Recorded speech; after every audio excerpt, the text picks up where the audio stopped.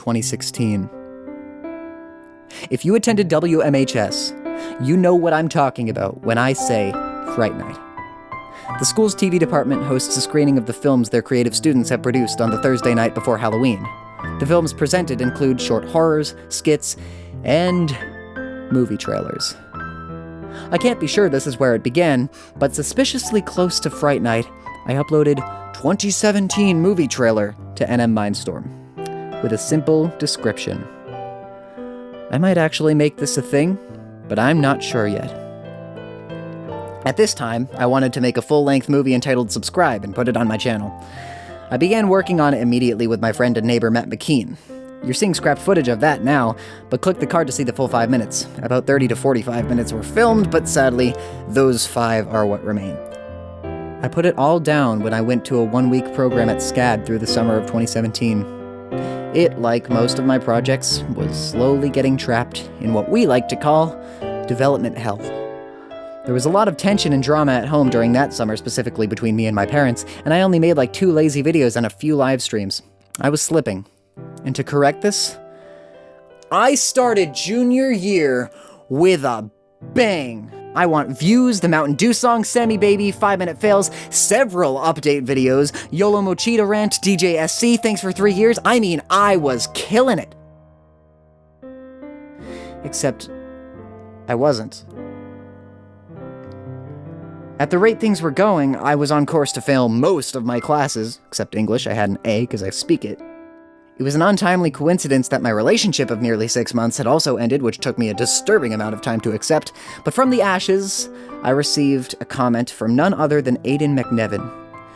Give the people what they want, and what they want is the NmMindstorm movie. Yes.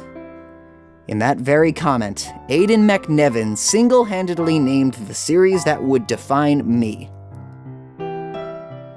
I've been going through quite the roller coaster recently, but not that that's important to you guys.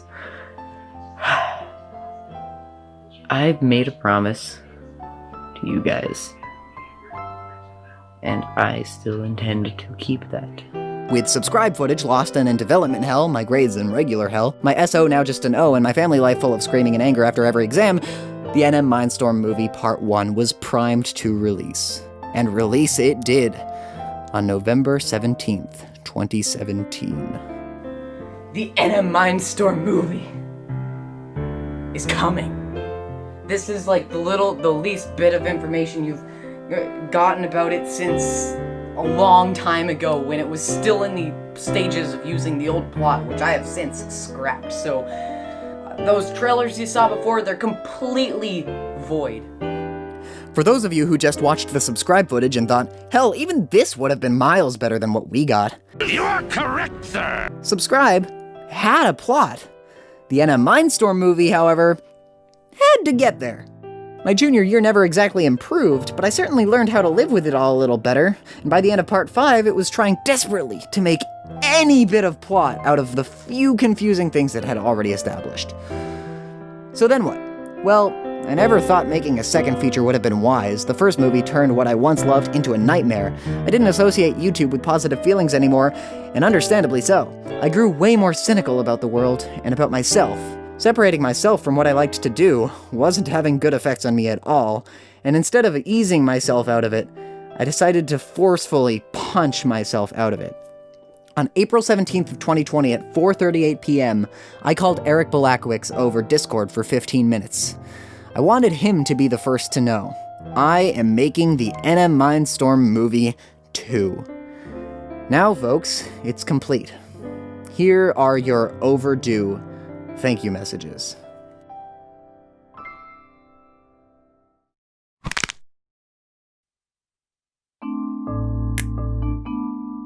So we've reached the time to talk about it. The NmMindstorm Movie 2 was quite the journey from conception to completion. In certain contexts, those two words happen at about the same time, but in this context, it was from about April to December. So now I'm going to take the time to thank everybody who contributed even remotely to the second film. And I have a list here of names, people who helped out. I mean it. If you did anything for the creation of this movie, anything at all, you will be personally thanked in this.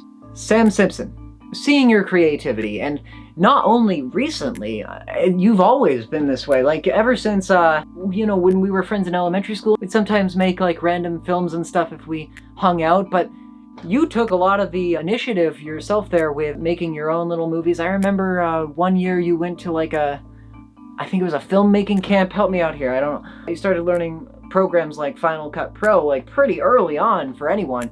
I hadn't even started out with Windows Movie Maker at the time. Regarding your role in this movie, you did a great job. Your acting was fantastic. You were, I mean, I don't want to throw anybody else under the bus, but I'm going to throw everyone else under the bus. You were probably the best actor in the entire film. I only say probably because, you know, I'm obviously better than you. It helped me out immensely because you were one of the few people who I could actually trust to improvise in a creative, interesting way, and I didn't really have to worry too much about keeping you on script or anything. You did a great job. You understood the scenes that I was trying to deliver to people right away, and if you didn't, you asked a question. You were never afraid to do that. Because of it, your performance benefited. Sam, by the way, I don't know how many of these people want me to say their names on camera and on YouTube, so I might be bleeping some of this out. Please understand, though, that it's not because I don't want people to recognize you for how awesome you did in the movie, but simply because I personally don't know how comfortable you are with your name being spoken. And that's gonna go true not only for you, but also for a few other people I've worked with on this film. That was the sentence I was trying to say. You've always been pretty on board to collaborate with me on random projects. I remember I had you voice act in like Peach's List. By the way, that project never got made. It kind of got trapped in, well, as I said earlier, development hell. But hey, you were still a happy camper, and you did some recording for a song I made a while ago for the NmMindstorm movie 1, that I Understand song. You did a great job there. In this movie, you were the Pear Girl. What else can I say? I mean, the Pear Girl, come on. You're gonna forever be known as that, and no one's gonna let you live it down. Not one single person. You're gonna be applying for a job when you're out of college, and someone's gonna say, you know what? I recognize you. You're gonna be like, from what? And they'll be like, you're the Pear Girl. And then you won't get the job. Sam, interesting story here. Now, with my collaboration projects I typically do, I like to keep it to my, you know, just a close circle of friends, people who I know understand my shenanigans and my style of humor and stuff, and people whose shenanigans and styles of humor I also understand, just because it makes communication a lot easier and it helps things go a lot smoother when it's people who are pretty much already on the same page. I didn't know at all what I was getting into with commissioning you for the song because, you know, we haven't been that in touch throughout most of high school, but my thought process for hiring you was, who is the best singer I can possibly think of, just right off of mind. And yeah, Sam, that was you. And let me say, my worries were put to rest when you were absolutely great to work with. You showed up super prepared to sing the song and record it, and we didn't do it in that many takes, and you did a great job. When I was listening to you just record, I was like already just hyped about, you know, how this was gonna turn out. I have to personally apologize for not having my technical gear set up right for that one time. The mic picked up way too much background noise, and we had to re-record a few things. But you still took it in stride. You were great, and the song came out super well, and thank you. I'm only on person 3. We've been talking forever. David, okay, this is gonna be an interesting one. David, when I confirmed with my friends that you were going to be in the NmMindstorm movie 1, let alone 2, but just 1, people were like, well, first, they were surprised you were alive, and second, they were ecstatic to see what you would do in the film. I mean, there were a few people. I mean, no one was ever really hyped for the movie, but you can't blame people. Like, it's not like I know what I'm doing. but you did a great job. And, you know, the NmMindstorm movie one was bad, but I can't imagine what it would have been if you weren't in it. Because I can personally handle making something bad. But if we weren't graced with your acting skills in both movies, I don't know, I would have probably given up. It would have probably been too bad for me to be able to handle the feedback from anybody. I don't know where I'm going with this. You did a great job. I'm gonna move on. All right, next on the list, Brianna or Driftless. You two are a veteran participant in the NmMindstorm movies. If I'm not mistaken, you've done like plays, right? You're in either theater or, you know, improv. I guess I don't know too well what you're involved with, but whatever it is, definitely paid off here. I mean, it was great to see. You're a good camera person too, because I remember a few times either I was on camera or I had to be somewhere else, or I just didn't know how to get a certain shot or whatever. You'd either offer advice or you'd hold the camera for that scene. But thank you, because you understand what this is all like, and you know, it's fun to hear the jokes and stuff from people, oh, this movie's cringe and stuff, but you understood that this is something I'm proud of, and supportive of that. So thanks. Millie Halprin. Now, you're also one of the people I wrote personal messages to in the credits of the movies, just the 4 main contributors of the movie. And you did a great job. I just say to everyone now, you're great, you're great. I'm just handing out greats. But I don't mean to blend you in with all the crowd, because that is the last way to describe how you acted in this film. Honestly, I said this in the credits, I'll say it again. My favorite part is the when Sam was running up the street. That was great delivery. I don't know how intentional or unintentional it was, but it was a highlight of the movie, and I'd use it in a reel. Giovanni, you weren't in too many scenes, but you were in a few of them. First, you were in that campfire scene with, I think, Richard and Johnny and me, and supposedly Elias off camera, but he couldn't make it to that filming day. And you were also in the scene on the rock. I could tell you had fun with the role, because having fun with it is what makes people enjoy watching it, and for you, it showed. You always, like when I had a line that needed to sound like a question, like, why are you dressed as a banana?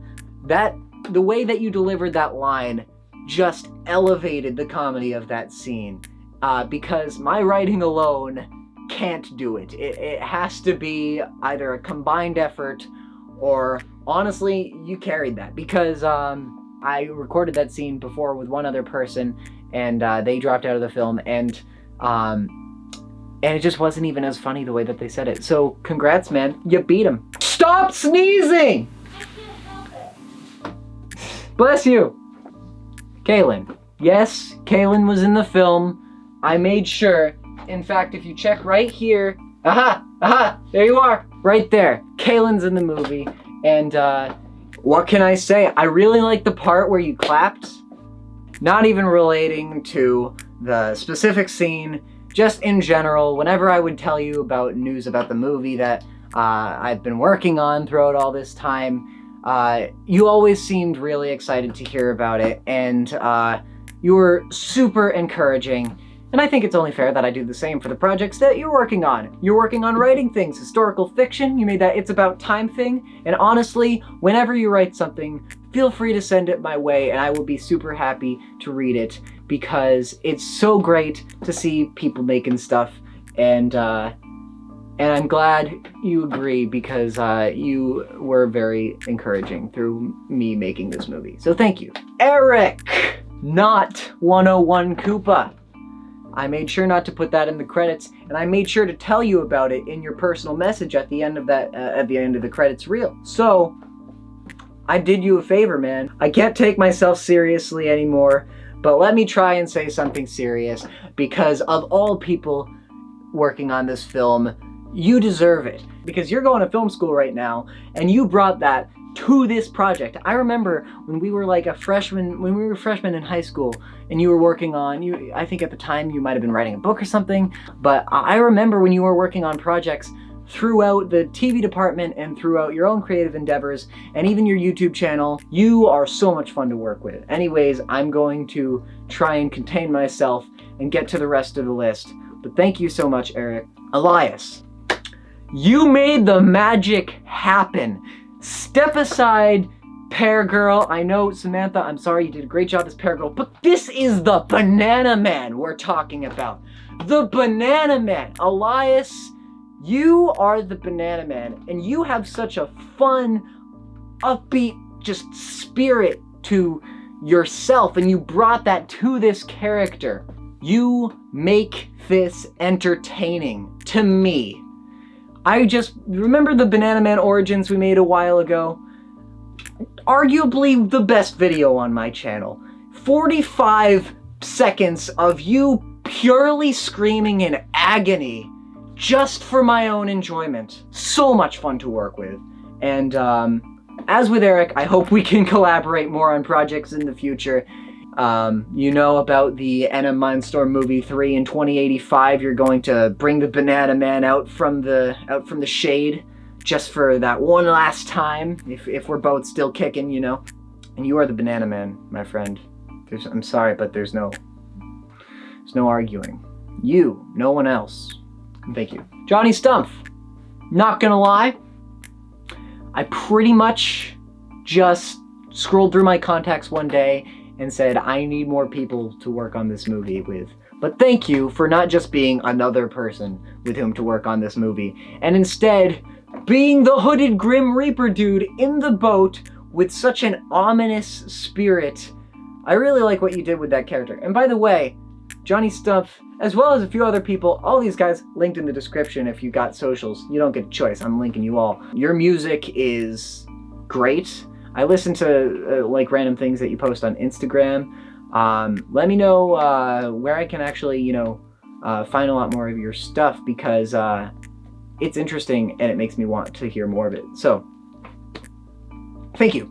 Johnny, thank you for being the wild card. Every film has to have a wild card, and you were it. That line, and then he disappeared out of nowhere, like those crappy B-movies that you see on YouTube. I didn't write that, but you said it, and I'm glad that you did, because I don't know where I would be without the enjoyment and laughter that line brought me, both while we were filming. I couldn't contain myself off camera, and every single time that I watch it after the fact. It's not just that line that makes me appreciate you and what you do, but it's your whole showing in this entire project. It's hard to find that from people who are willing to just be on board and make it interesting in their own way for everyone, and thank you.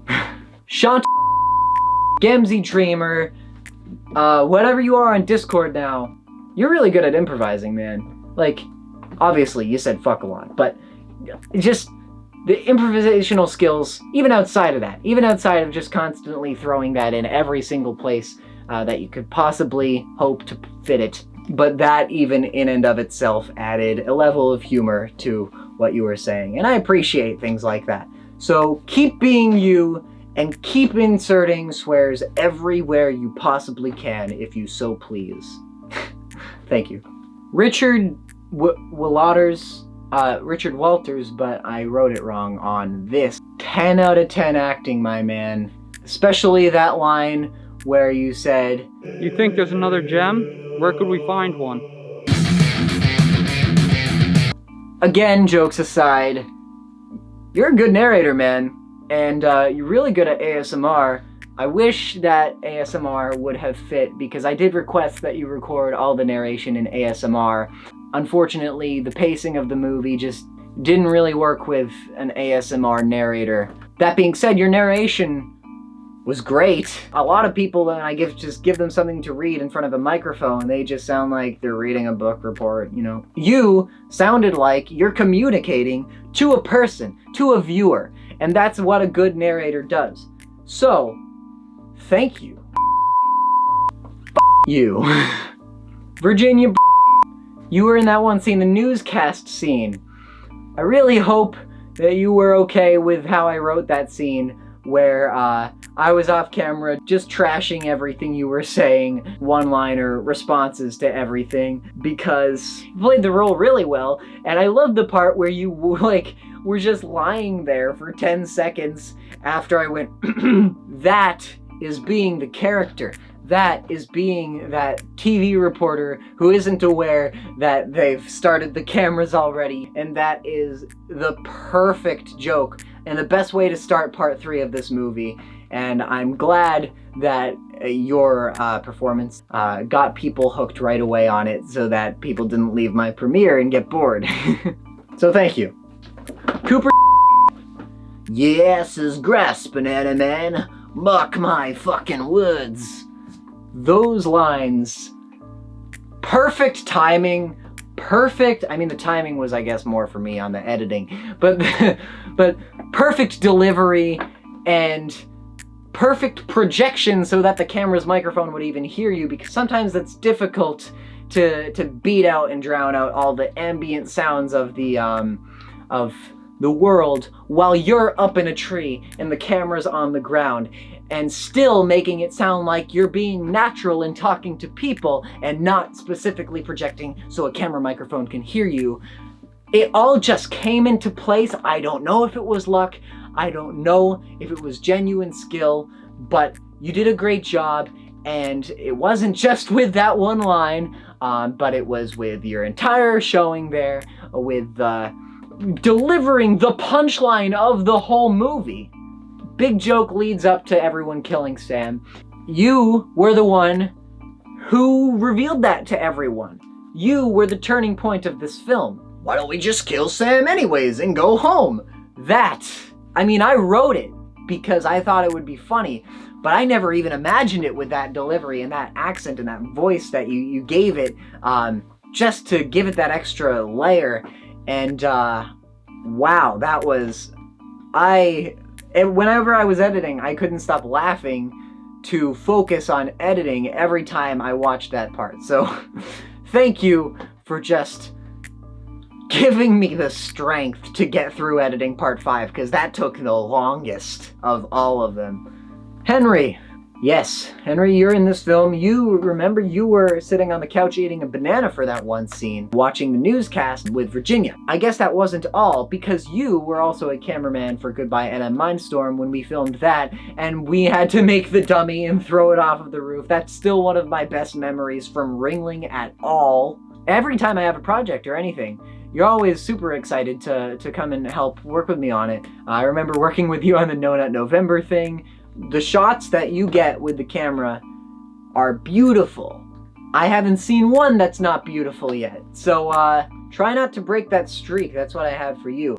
And stay enthusiastic. I know sometimes I will go and do a project and I won't tell you, and it's really just because I didn't even expect that you'd be as willing to come and help me with it. Feel free to collaborate with me on anything.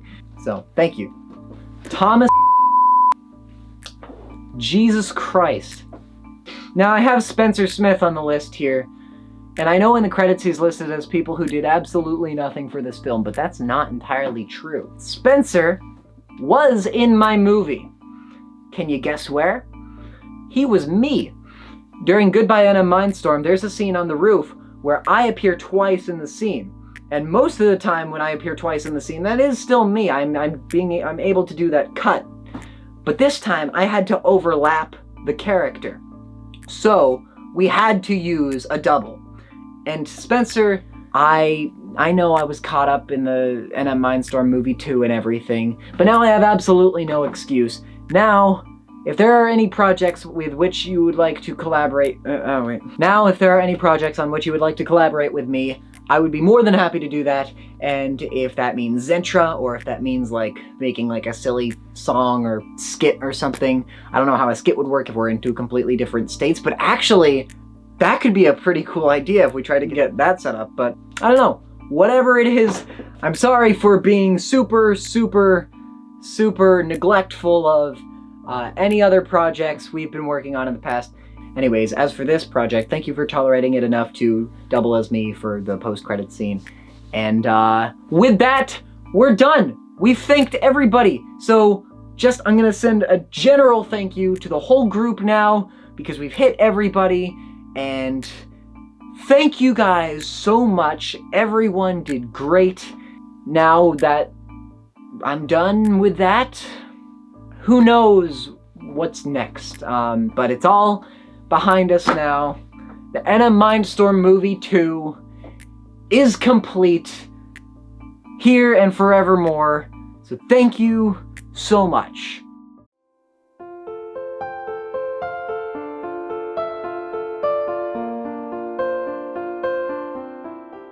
It's time for the Q&A. This first question from someone I'll call Tiffany, so as not to expose identity, it says, why? Yeah, it was probably because of the Fright Night inspiring me with the different films. What were alternative titles, if any? As I've now said, I originally wanted to make a movie called Subscribe. That was an alternative title, at least for the original NmMindstorm movie. For the second NmMindstorm movie, I was experimenting with a few things as well. I wasn't just, from the very beginning, wanting to call it the NmMindstorm movie 2, but I did want it to be a sequel to the first NmMindstorm movie. I just thought maybe I'd give it a subtitle, like The Second Coming of NmMindstorm. I even got so stupid as to play around with ideas like mymovie.mp4. First day that this movie was released on my channel, the full file, I called it Felt Cute, Might Delete Later. Hedgekong asks, why do you exist? Well, you see, on my sister's 3rd birthday, the next question I'm about to share with you is a truly amazing question that I myself have struggled with before. And it's from Jejetsky. You might know him better as David. Was I the good guy or bad guy? I as in him, not me. David, in the first movie, you were a bad guy. And the reason for that is because the first movie was told from NmMindstorm's point of view. NmMindstorm sees the whole world as his own. This NmMindstorm realm is his own figurative world in which he lives every day completely detached from the present. And the first movie takes place fully in his own world. Fully where he believes himself to be the good guy. So in the first movie, NmMindstorm's the good guy. David, you're the bad guy, because you're challenging my own self-importance in the first movie, and NmMindstorm sees that as a threat. The second movie is not told from the perspective of NmMindstorm. The second movie is told collectively from the perspectives of the people I've known, particularly Sam, but also NmMindstorm's former friends. David, in the second movie, you are a good guy. Thus, in reality, you are a good guy. From the perspective of anyone who isn't NmMindstorm, you are a good guy, but from the perspective of NmMindstorm, you are a bad guy. I hope that answers the question, why the hell did you make a sequel? Also, what happened to the Banana Man after the end of the second movie? Now, as for the reason I made a sequel, were you not paying attention at the beginning of the video? As for what happened to the Banana Man after the end of the second movie, well, I don't want to disclose that, because I don't think we're done with the Banana Man. If you truly are on board for a third film in 2085, I'm just saying. Now we have a good question from Johnny Stumpf. I haven't calculated this, but the question is, how many hours would I say editing took? Wow, it took a long time, but it was spread out pretty nicely. I worked on it for weeks during semester 1. I edited bit by bit each day, 4 or 5 hours a day on the days that I worked on it, because I didn't work on it every day. It was kind of all over the place. I didn't have that solid a schedule. If I had to guess, but it could be a horrible guess because I don't have a good sense of these things, I don't know. I really don't know. There were so many pieces that I would just chip away at whenever. I never really logged it. Whatever that means to you. Next question is from Millie. First of all, why a sequel? Like nobody fucking asked. Thank you for the reference. Mostly just because I wanted to kick myself back into being productive and actually doing the things that make me happy. And then Millie says, jokes aside, I'm hoping to do another big project like this in the near future when COVID isn't a thing, like Zentra. Yes. Now, Millie, I've got you listed as you're voicing Shelby for Zentra. I just don't know when that's gonna be. I have plenty more questions And they're all from the same person. Driftless was typing for, I don't know, 30 minutes? Something crazy. This! Wow, I'm gonna tackle these one by one, and I'm gonna hopefully answer them all, because I've read them, I've skimmed them before, and these are great questions. 1A, what is my favorite scene? And I'm going to assume this means from both movies combined. This is an easy one, because I've thought of this before. It's that scene where Eric and me, and actually you, are in the forest back there. You've got a gun, like a fake Nerf gun, to the side of my head, and I'm standing there with the crystal, and Eric is kind of walking down, climbing down the mountain, and then he slips and falls. We even referenced it in the second movie a little bit. Nothing I ever do will top that.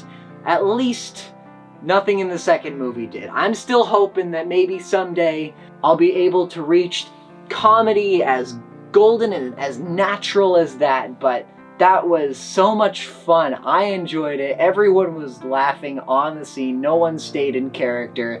And that is just my favorite scene. That is it. Every time I watch it, it was... I'm thinking of it now. I just played it in my mind and laughed. It was that great. 1B, please recreate the scene poorly with me as the only actor. Okay.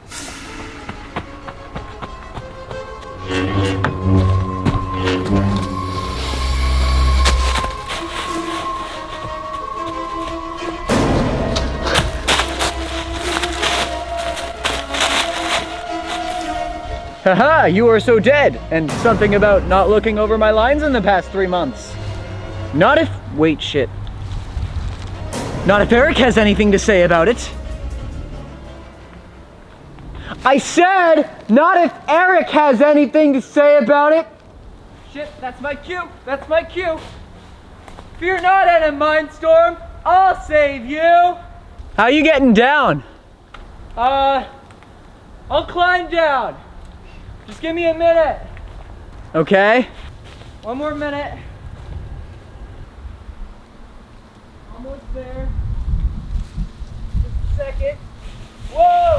Haha! Haha! You fell! You fell! That's funny. You fell! It's funny because he fell. He fell. Oh my god! This is hilarious! Oh my god! Well, let's eliminate these. For movie 1, I'm least proud of part 1, because movie 1 was a staircase. Part 1 sucked. My favorite part from movie 1 was part 5. My favorite part from movie 2, I'm gonna have to say part 5. But part 1 is truly a close second place. I'm very proud of both of those. Number 3, where do you think your creative path would have been if you didn't make the movies? I think in junior year I would have continued with what I had started of making lots of song parodies and update vlog videos, that kind of stuff. My creative path would have maybe been better though. Junior year was when I start getting into the grind of YouTube. It's when I started really growing a passion for this stuff. I could have had an early start at just coming up with new video idea after new video idea and continuing with that, which I had already begun, but instead I made the NmMindstorm movie 1, and I stopped releasing videos like those. The fact that I made a movie hurt my channel overall, but also improved my knowledge just personally of filmmaking and stuff like that. I'm gonna try and hop back on that path that I really loved before of making spontaneous videos. And I'm gonna take a while from working on the NmMindstorm cinematic universe, but it's not gone. It is never gone. Number 4, why did you want to make them both full-length films when you could have done short films or not made them at all? Being able to say I made a full-length movie felt like a novelty that I wanted to have. Even if it was going to end up hurting in the long run, I wanted to be able to brag. I'm that big a piece of shit. But if it were a short film, if it were something more bite-sized that I could have tackled, I could have really poured myself into it, I think. What is the worst scene, in my opinion? Sam's just walking around calling people's names for way too long, and then he sets up a tripod for an entire minute, that is extremely boring and unnecessary and is just fluffy. Question 6. Please re-edit one scene and insert as many memes as you can fit reasonably. Here you go. Have you seen a guy? Have you seen a?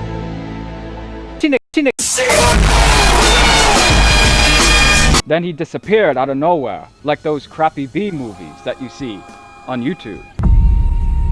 I know exactly what's going on. I see what's happening, yeah. What? What is it, dude? The crystal! It's a portal to an alternate dimension. What? What the fuck? The NmMindstorm realm. What? Well then count me in. You son of a bitch! I'm in! It's about time young Johnny went in for another adventure. Well, we know what we have to do. I know what I have to do, but I don't know if I have the strength to do it. Alright, ready? 1, 2, 3. Oh, baby, a triple! Question 7. If you could have had one celebrity in the film in place of a friend, who would you pick and replace? I would replace every single actor in the film with 𝗕𝗅𝗁𝘀. Yeah, but I guess that means I'd replace Sam Simpson with 𝗕𝗅𝗁𝘀. Not because Sam Simpson did even close to a bad job, or that I even think 𝗕𝗅𝗁𝘀 could have done better, but because 𝗕𝗅𝗁𝘀 needs a lead role. And I have to replace a lead role if I want to give 𝗕𝗅𝗁𝘀 a lead role. So, unfortunate for Sam, but I'd say overall good for the benefit of humankind. What has creating these taught me about life and art? The reason I wanted to make them in the first place was to tackle a personal issue of mine, of me constantly getting caught up in my own world and kind of neglecting other people.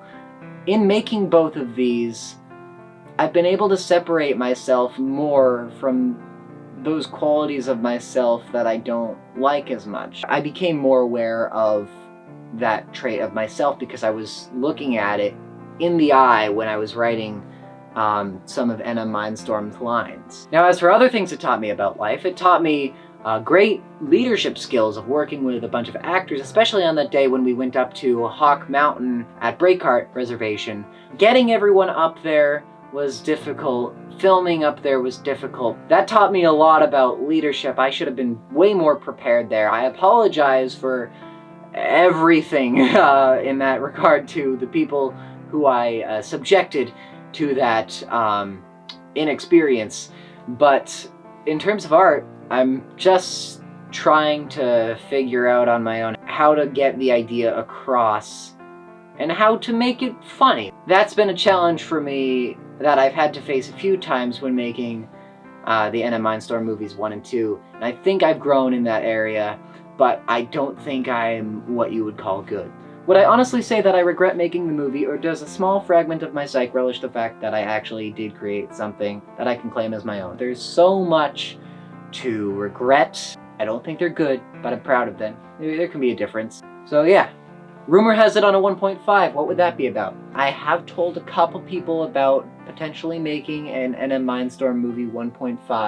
I don't know, it could be an extreme fourth wall break and take place in a movie theater, or I could pick a character from the worlds themselves, not break the fourth wall as much, and focus on that character, kind of like the Lion King 1.5 did for Timon and Pumbaa.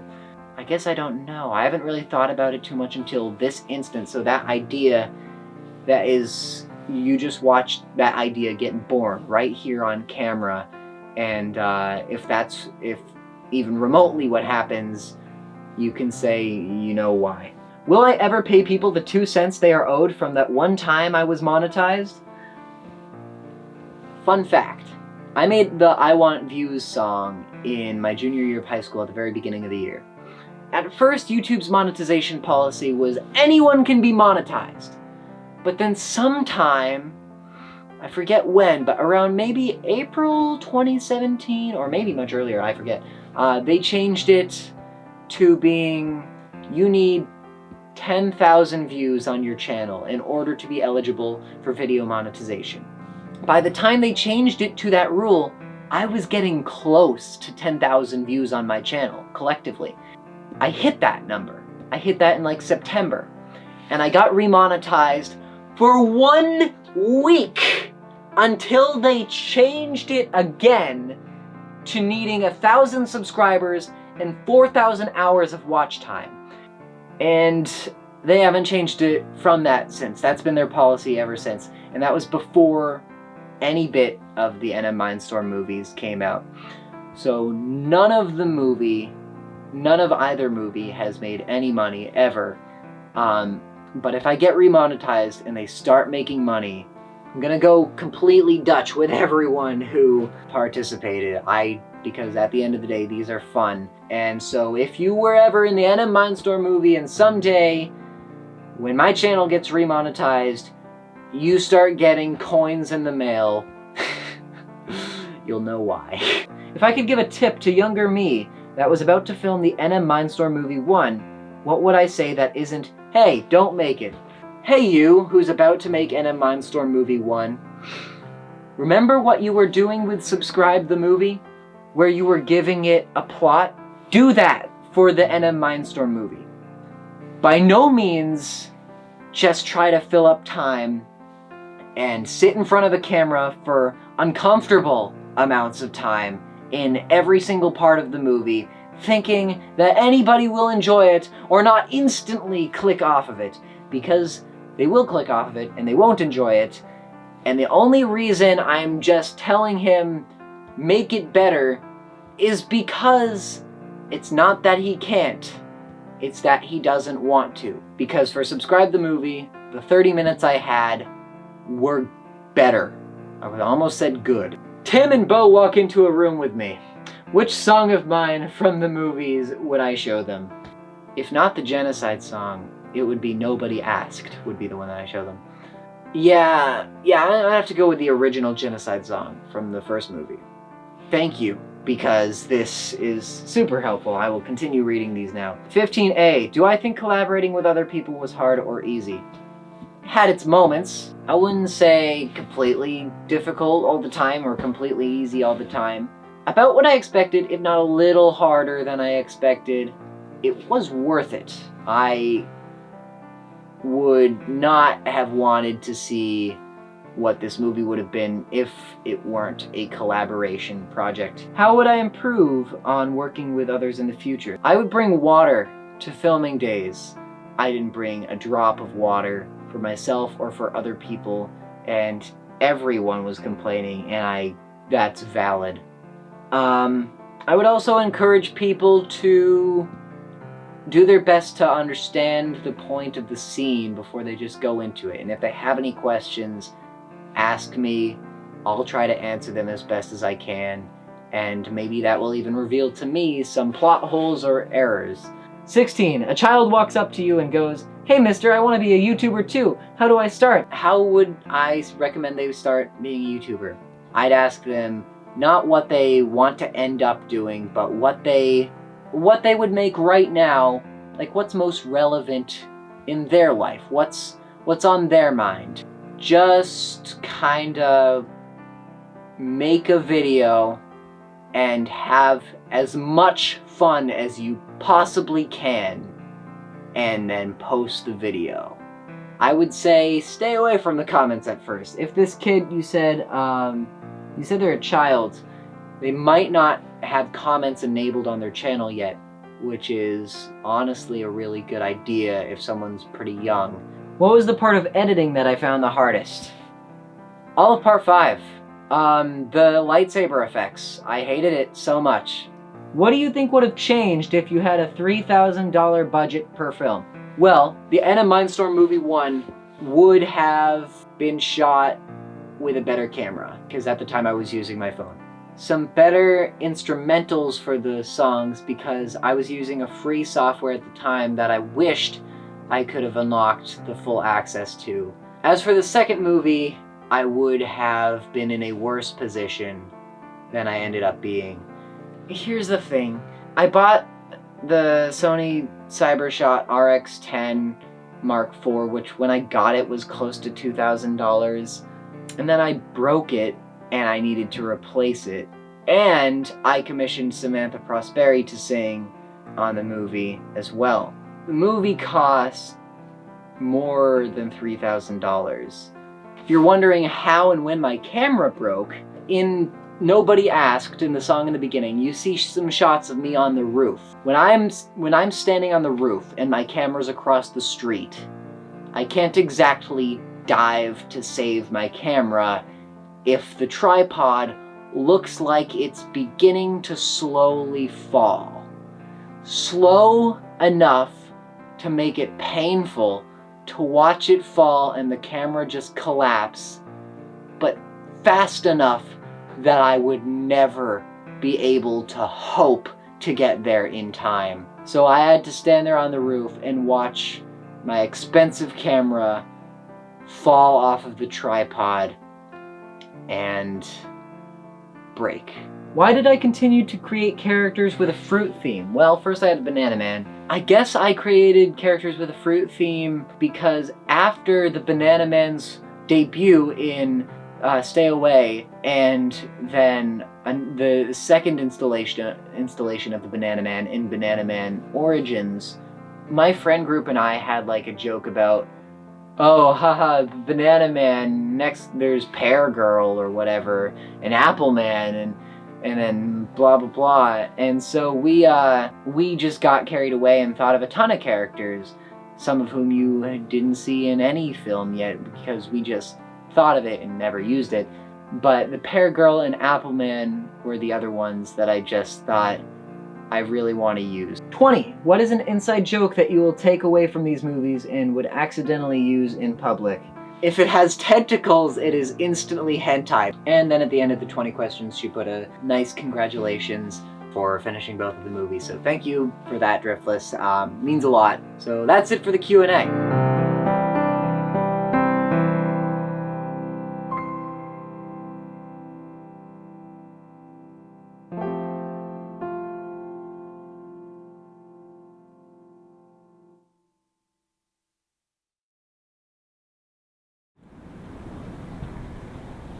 The NmMindstorm cinematic universe is anything but over. Think of this as merely the halfway point. We're 2 films in, and there are 2 films to go. That's right. There's going to be an NmMindstorm movie 1.5, and long after that, an NmMindstorm movie 3. All that being said, we've left an era. An era that, for me, didn't end with my graduation from high school, but is now over. I think I'm gonna get back into making more spontaneous YouTube videos. I don't know. But I'll see you in the second half.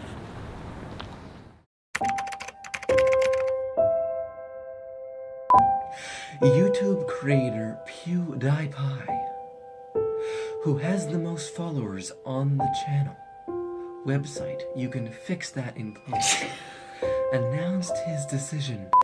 What door did I go through, right or left? What? It couldn't see me. Move your... Yeah. Sorry.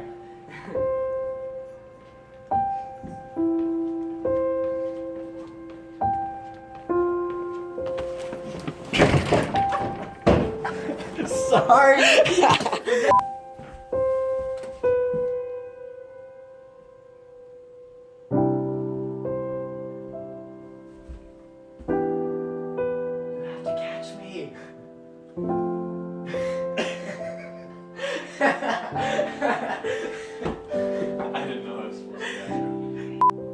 Go.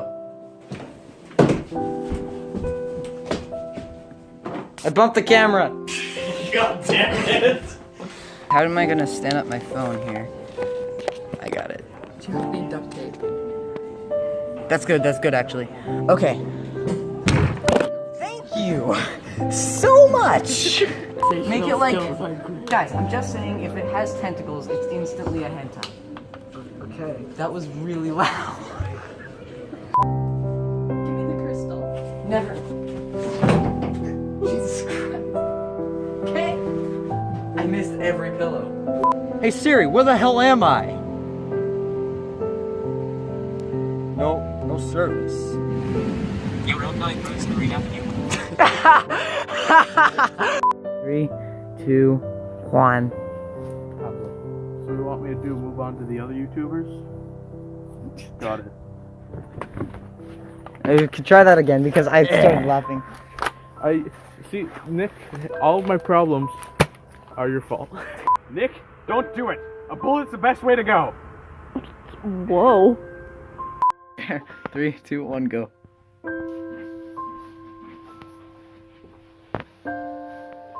Falling. Go. You don't need a crystal to travel to the future. I know a way. Oh. No, that's no. Okay. And then you say you expect us to wait. You asbestos? Asbestos. I love 3. You asbestos to wait?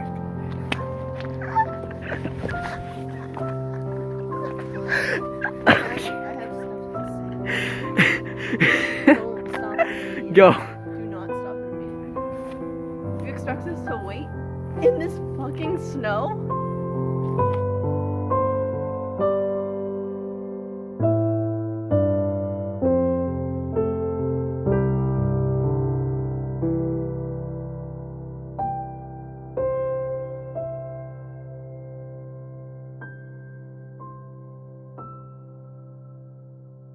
Thanks for watching, but like, what do I care?